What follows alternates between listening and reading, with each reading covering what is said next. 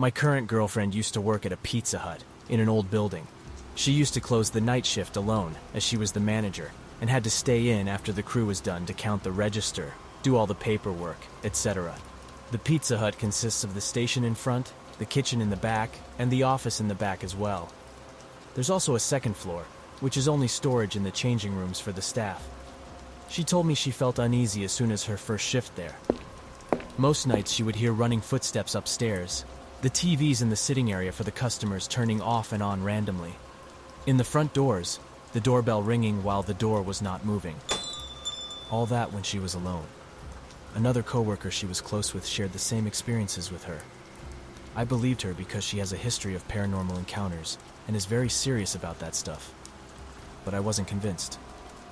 Well, not until I witnessed it. I also worked in the food industry, so I was rarely off when she was working too.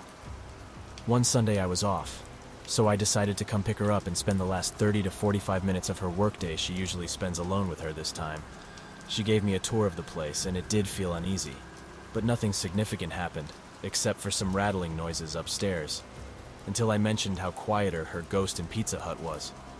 She was counting the register in the office in the back of the store. I was leaning against the wall in the corridor leading to the office, my back turning away from the station front.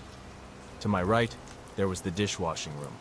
There was no door to this room, just an opening in the corridor. To better visualize, I was facing towards the office, watching my girlfriend turning my back to the storefront, leaning against the wall, but seeing the dishwashing room in my peripheral vision. Jokingly, I tell her, "I'm glad your ghost decided to leave us alone tonight." Not 1 second after I finish my sentence, the pile of glasses and dishes in the dishwashing room goes flying. I saw the whole room clearly in my side vision, and there was no one or nothing that could have done that. There was a pile of glasses stacked up in a pyramid, and they flew as if someone ran their hand through the base. It wasn't one glass dripping and bringing down the pyramid. It was legitimately pushed off. She just told me, "I told you, he's always there." Since she's used to stuff like that happening, she was almost done. So we stayed less than 10 minutes there, but I could feel a different level of oppression and uneasiness the whole time. This one sticks with me because there's no rational explanation.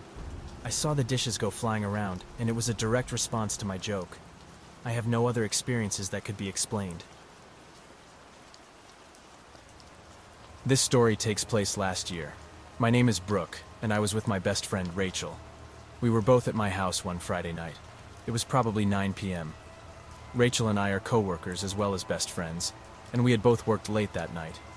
After a long week, we were having a movie night and decided to order a pizza. We ordered from one of our favorite local places online and then waited for it to arrive. I remember that a while later I heard the doorbell ring. I got up and walked over to the front door. I remember thinking that it was unusually fast for the pizza to arrive. Rachel even said something about it being really fast.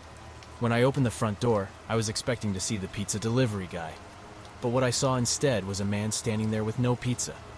He didn't look like a delivery driver at all. I immediately closed the door right in his face.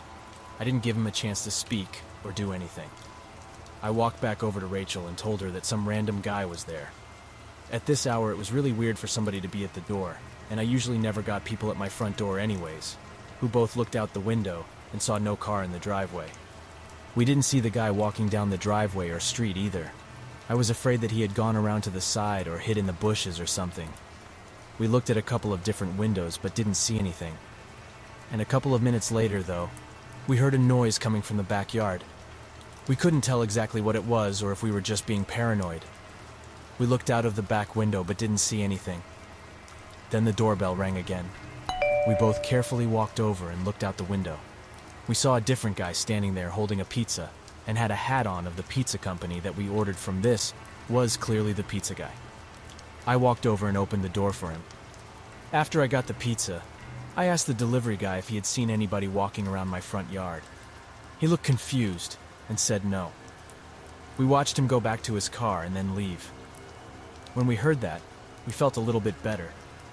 We then started the movie in the living room, but only about 10 minutes into the movie we heard the doorbell ring again. Instantly we knew it had to be that one guy. Again, I got up and walked over to the window. I very slowly and carefully peeled back the curtain to look. I saw the same man who had been there before, and he was staring right at me. I jumped back and ran into the living room. Rachel suggested calling the police, and honestly, I should have done it right then and there. But I'm sad to say I didn't. I just didn't think we could call the police on somebody for knocking on my door twice. Just because it was nighttime doesn't make it a crime. We had no proof that it had gone in the backyard, and the noises we heard could have been anything from the wind to an animal to just us being paranoid. I went back over to the window and looked out of it again. The man was now gone. I just barely saw him walking down the end of the driveway and into the street. I once again felt relieved. We unpaused the movie and went back to eating our pizza. Unfortunately, this didn't last for very long. Maybe 10 minutes after that, the doorbell rang. Once again, we paused the movie. I looked at each other in disbelief. Why was this guy ringing the doorbell so much? I decided that this time I was going to answer the door and see what he wanted. But as I was walking over there, I heard a noise outside. And when I got to the door, I looked out and the man was not on the front step anymore. Instead, he had gone to the side and in the front bushes area. I just barely saw him moving over there. I wasn't sure why exactly he would go there. It became apparent that the man was now hiding in the bush. That was it for me. I was going to call the police. I called and then explained what had happened. In the meantime, we kept an eye out to see if the man would leave. He was still hiding in our yard, somewhere in the bushes. I was told that somebody would be there shortly. Maybe 2 minutes later is when there was a sudden banging noise on the window. It was the living room window a little to the left of the place that we had been looking out of. We both moved to the opposite side of the house to continue waiting. It was really freaking us out. The banging on the window stopped, and we waited back there. But only a few moments later, there was a sudden banging on one of the back windows not far away. He must have known that we moved to the back. We then ran off to hide in a closet that was not immediately near any side of the house. We waited there and occasionally heard bangs on the windows. At last, we stopped hearing it. The police had arrived. We emerged to find that they had caught the man on my property, and he had been located in the backyard. I really don't know why he was messing with us. I didn't know the guy, and had never seen him before. Neither did Rachel. We were just happy that he was gone. I was the night manager at the Pizza Hut I worked at, and I was usually the last one to leave. I had to make sure the place was locked up, everything was cleaned, and everything else was put away. I was doing my rounds making sure everything was fine. I'd forgotten to mop the lobby, so I grabbed a mop and started doing so. We hadn't locked up just yet, as we were just about to, when suddenly a man at about 5'7", white with an average build, walked in. I quickly told him that we were closed and apologized, saying that I meant to lock the doors earlier. I looked up at him because he didn't reply to me.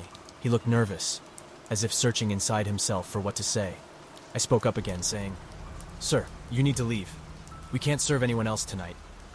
Before I knew what was going on, there was a black 9mm in my face and the guy began stuttering out demands. He wanted the safe to the Pizza Hut, which was located in the back of the store in the manager's room. He said he wanted all the money out of it, and if we tried anything or tried to cheat him, none of us were leaving the store alive. As employees, we were instructed to always go with the demands of people like this. They said that we were more important than money, though I think it was more about not having to deal with employees being hurt.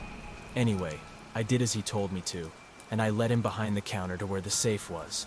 Usually, when the safe gets opened, it makes a loud alarm sound, and the man would not know this as he didn't work here.